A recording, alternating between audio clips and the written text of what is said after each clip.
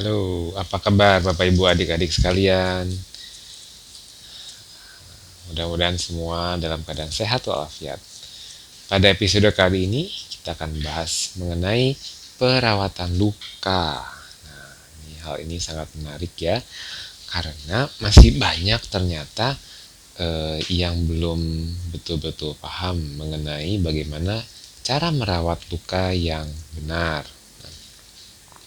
Sebelumnya kita akan bahas dulu mengenai jenis-jenis luka. Ya, jadi jenis luka itu ada dua. Kita bagi secara umum, satu luka yang akut, satu lagi luka kronis. Nah, kita bagi menjadi dua berdasarkan waktu. Jadi kalau luka itu terjadi baru-baru saja dan harusnya sudah sembuh dalam waktu 2 minggu, itu kita namakan luka yang akut. Tapi kalau luka tersebut menjadi tidak sembuh-sembuh sampai lebih dari 2 minggu, kita kategorikan menjadi luka kronis. Nah, jadi bagaimana sih kita merawat luka akut maupun kronis? Nah, prinsipnya sebenarnya satu harus dirawat dengan bersih dan luka tersebut tidak boleh sampai terjadi infeksi. Nah, tapi harusnya kalau misalnya luka tersebut dirawat dengan benar, dalam waktu 2 minggu itu sudah sembuh harusnya. Nah, seringkali perawatan lukanya tidak tepat atau ada penyakit-penyakit lain yang menyertai atau mendasari luka tersebut, maka luka akan menjadi tidak sembuh-sembuh atau kronis. Penyebab luka biasanya bermacam-macam. Kalau luka akut biasanya disebabkan oleh misalnya kecelakaan, atau luka bakar, atau trauma, kena pisau, ya, jatuh, atau memang luka yang dibuat saat operasi. Ya. Nah, kita namakan itu luka akut. Kalau luka kronis biasanya luka yang disebabkan oleh penyakit-penyakit yang menyertai, misalnya ada diabetes, ya, atau ada varises, atau ada keganasan kanker, ya, atau misalnya luka yang disebabkan oleh imobilisasi lama. Nah, ini kita sering dengar namanya ada luka dekubitus. Ini adalah luka jenis-jenis luka-luka kronis yang memang penanganannya harus lebih spesifik, lebih khusus. Nah, sering pasien atau bahkan perawat pun bertanya, kenapa sih luka menjadi sulit untuk sembuh dan menjadi kronis? Ada faktor lain, misalnya usia, ya, semakin tua seorang pastinya akan semakin membutuhkan waktu ya untuk luka tersebut sembuh. Gizi yang kurang atau obesitas, faktor autoimun ataupun imunosupresi dan lain-lain bisa menyebabkan juga terganggunya proses penyembuhan luka. Tapi yang pada umumnya saya dapatkan itu biasanya luka itu menjadi terinfeksi atau menjadi sulit sembuhnya karena memang merawatnya salah. Nah, sering kita dengarkan, oh misalnya habis operasi nih, terus dibilangin nih, bahkan kadang-kadang sama perawat atau ada dokter sendiri yang bilang nggak boleh mandi ya, nggak boleh kena air karena ini habis operasi. Ini sebetulnya kurang tepat, ya. Memang setelah operasi, terutama di tempat yang kamar operasi yang bisa dikatakan cukup steril itu, 3 hari pertama memang luka itu kalau tidak kotor dan tidak basah atau lembab, tidak perlu sih dibuka-buka, ya, asalkan syaratnya tidak kotor atau tidak ada rembesan. Tapi kalau memang baru operasi nih hari pertama atau katakan ya atau hari kedua, kita lihat balutannya itu rembes atau ada menjadi basah, tentunya harus diganti perbannya. Nah, karena kalau basah, luka itu biasanya cenderung terinfeksi. Nah, jadi betul luka tidak boleh basah. Itu betul. Tapi bukan berarti luka tidak boleh kena air. Nah, itu yang salah, ya. Karena media yang paling baik untuk mencuci luka dan mencuci apapun sebetulnya di dunia ini adalah air bersih terutama, ya. Jadi kalau luka itu kotor atau basah, saat mau ganti ya dibersihkan, dicuci dulu dengan air bersih. Kalau punya air steril lebih baik, ya lebih bagus. Dicuci bersih, kemudian dikeringkan, ya segera. Karena yang betul luka tidak boleh basah dan diganti dengan larutan yang kering. Nah, ada juga beberapa kebiasaan ya yang sudah turun temurun dinyatakan sebagai suatu yang betul ya. Misalnya adalah luka itu dibersihkan dengan povidone iodine atau kita sering dengar betadine ya, atau dengan alkohol. Nah, itu sama sekali tidak dianjurkan. Kenapa? Karena alkohol maupun povidone iodine itu sebetulnya bukan larutan pencuci luka, bukan. Jadi itu sebenarnya gunanya adalah sebagai antiseptik. Nah, nanti kita akan bahas ya bedanya apa antiseptik, kemudian pencuci luka dan sebagainya. Nah, antiseptik itu sebenarnya adalah larutan yang digunakan pada kulit normal, jadi bukan pada luka, untuk mengurangi jumlah kuman di kulit tersebut, sehingga mengurangi kemungkinan timbulnya infeksi. Beberapa penelitian menyatakan bahwa povidone iodine sendiri mengandung iodium yang bisa mengganggu penyembuhan luka, jadi bisa menyebabkan scar lebih tebal ya jaringan parutnya.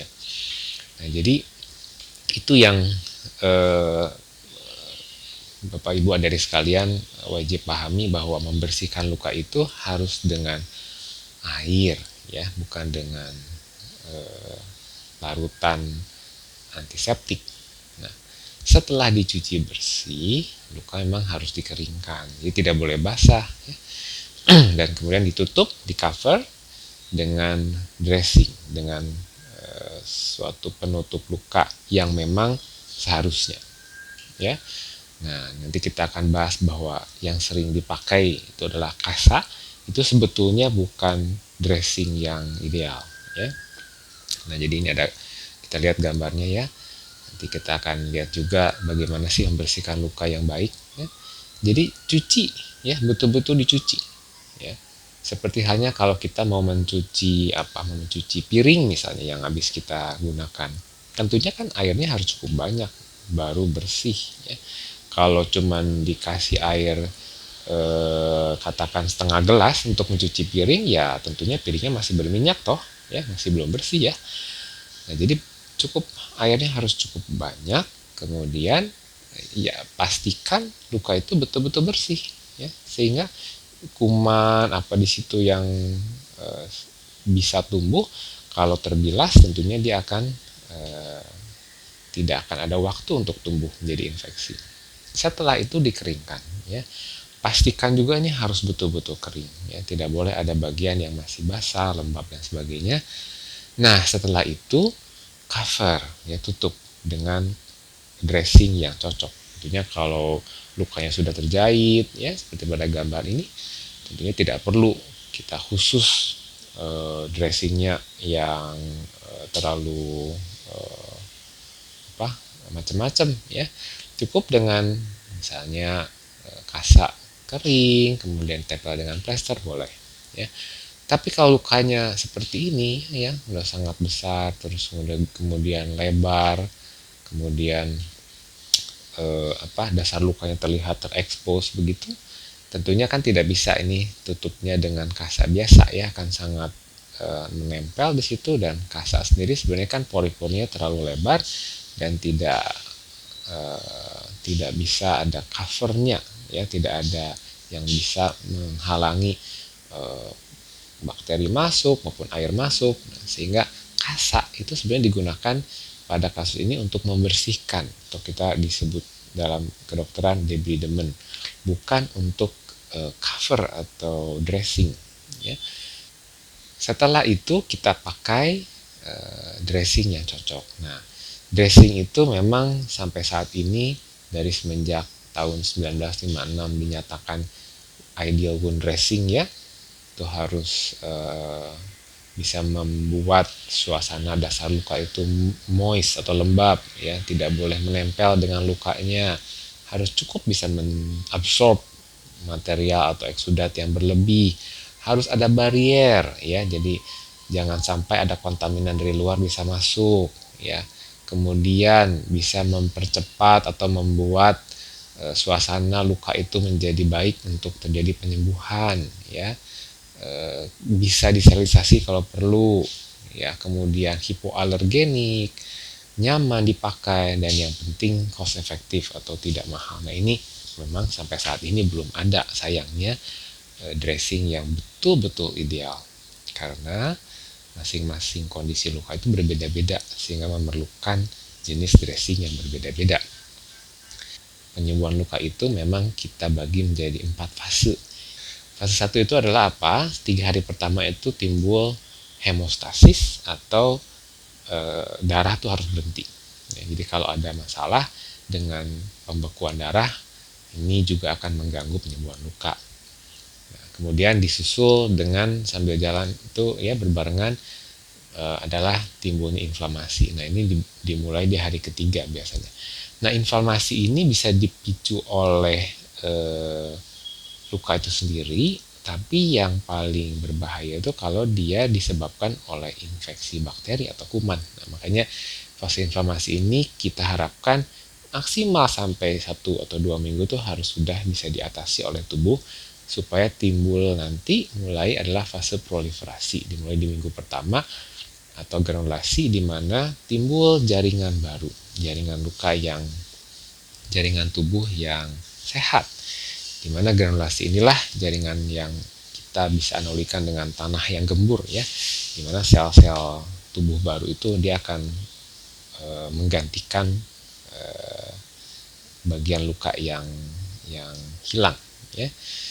Nah, kemudian fase 4 adalah fase remodeling, di mana setelah tertutup lukanya, mulailah tubuh itu akan menyesuaikan, mengadaptasi lagi menjadi bentuk yang paling baik, sempurna dengan mature atau yang memang seharusnya. Nah, jadi 4 fase ini harusnya tuh terjadi dalam minimal dalam maksimal 2 minggu ya. Kalau lebih dari 2 minggu masih terus misalnya seringnya itu selalu timbul inflamasi ya, peradangan sehingga tidak masuk ke fase granulasi. Nah ini yang menyebabkan luka menjadi kronis ya, tidak sembuh-sembuh. Nah, ada banyak faktor-faktor yang terjadi di dalam luka ya, cytokine, growth factors, banyak sekali ya jenisnya, tapi intinya semuanya ini secara otomatis harus terjadi pada luka supaya timbul penyembuhan dengan baik.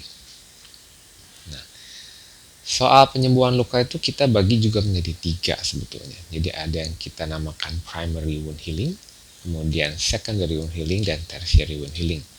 Apa itu beda-bedanya? Jadi primary wound healing itu kita membuat luka itu sembuh dalam waktu hitungan hari saja, di mana pinggiran luka yang satu dengan yang lainnya itu kita dekatkan, biasanya kita jahit.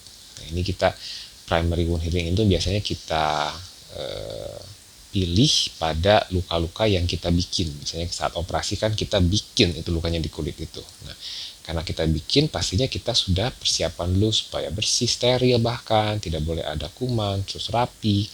Sehingga saat kita selesai operasi, kulit itu disatukan satu sisi dengan satu sisi yang lainnya dengan penjahitan. Nah, umumnya dalam waktu 3 hari juga sudah kering, kemudian dalam waktu seminggu 2 minggu sudah cukup kuat sehingga jahitan bisa diangkat. Nah, ini adalah primary wound healing. Namun beberapa kasus tentunya tidak bisa kita capai dengan primary wound healing. Biasanya lukanya sudah agak lama atau kotor ya, sehingga kita biarkan luka itu terbuka ya. Nah ini biasanya kita pilih pada luka-luka kronis ya. Kenapa? Karena pada saat luka itu sudah mencapai suatu tahap di mana fase itu tidak tercapai, fase penyembuhan luka dengan baik, itu percuma kita jahitkan pun dia tidak akan nyambung sendiri.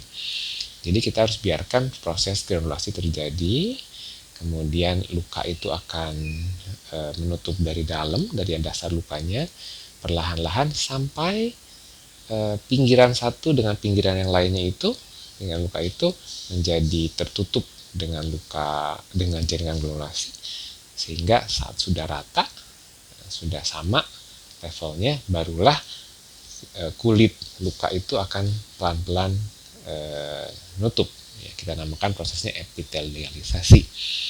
Nah, ini biasa kita pilih pada luka-luka kronis, ya, luka-luka yang kotor, sehingga aman, ya, tidak ada lagi kemungkinan untuk, atau minimal kemungkinan untuk infeksi. Nah, yang terakhir adalah penyembuhan luka secara tersier. Jadi tadi lukanya kotor nih misalnya, tapi ini bukan termasuk luka kronis ya, tapi kotor. Jadi kita bersihkan dulu, kita biarkan dulu lukanya kotorannya itu terdrainage ya, keluar. Kemudian kita tunggu jaringan granulasi. Nah, begitu timbul jaringan granulasi, kita tidak tunggu sampai tumbuh dan nutup seperti yang sekunder, kita bisa jahit langsung setelah itu. Jadi kita tunda penjahitan langsungnya sampai luka itu betul-betul bersih dulu dan tidak ada infeksi. Nah, itu adalah pilihan teknik penyembuhan luka dengan tersier, ya, wound healing. Namun semuanya sama sebenarnya, prinsipnya adalah satu, luka tidak boleh ada jaringan ataupun material yang asing di dalamnya. Jadi jaringan tubuh sendiri kalau dia mati, kita sebut necrotic tissue, itu menjadi benda asing buat tubuh yang bisa menyebabkan infeksi. Itu pun harus dibersihkan. Kita namakan proses ini debridement atau nekrotomi. Nah, kita harus bersihkan semua, sehingga semua dasar luka dan jaringan di sekitar luka itu vital, kita katakan ya, vital. Jadi jaringan yang sehat. Nah, itu debridement, prinsip pertama. Prinsip kedua adalah yang sering awam kurang mengerti, bahwa sebenarnya dasar luka itu tidak boleh kering. Jadi luka itu betul kalau bagus itu kering, tapi kering maksudnya itu harus kering kulitnya, ya, luarnya.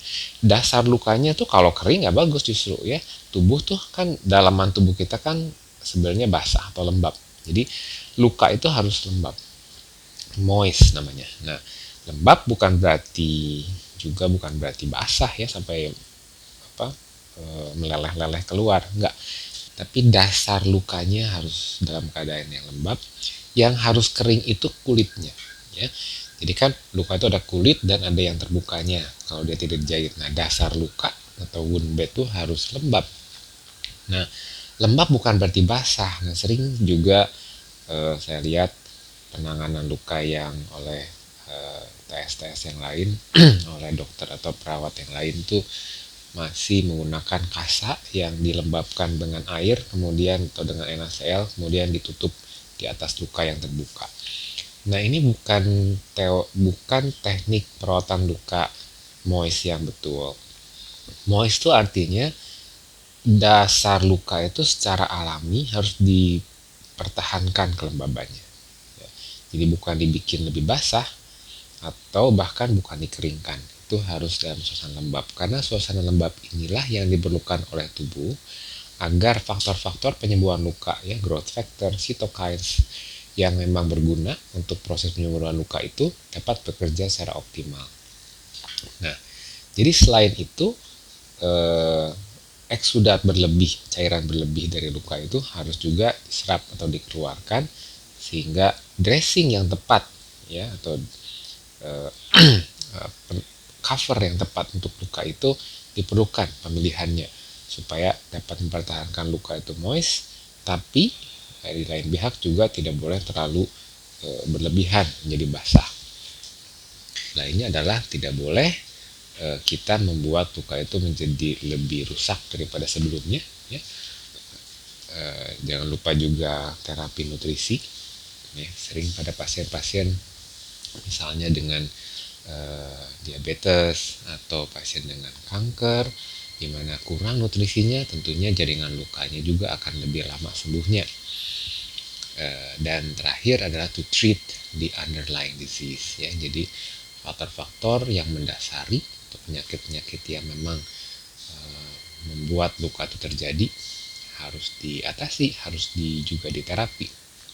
Dan kita harus bekerja mengikuti the law of nature. Jadi nggak bisa sih sebetulnya kita mempercepat luka supaya sembuh menutup sesuai keinginan kita ya, faktor-faktor alami ya dari tubuhnya pasien sendiri, itu memang kita harus ikuti. Intinya kita tidak bisa mempercepat, tapi kita bisa memberikan suasana atau kondisi di mana penyembuhan itu terjadi dan tidak menjadi lambat atau tidak terhalangi oleh faktor-faktor lainnya tadi ya.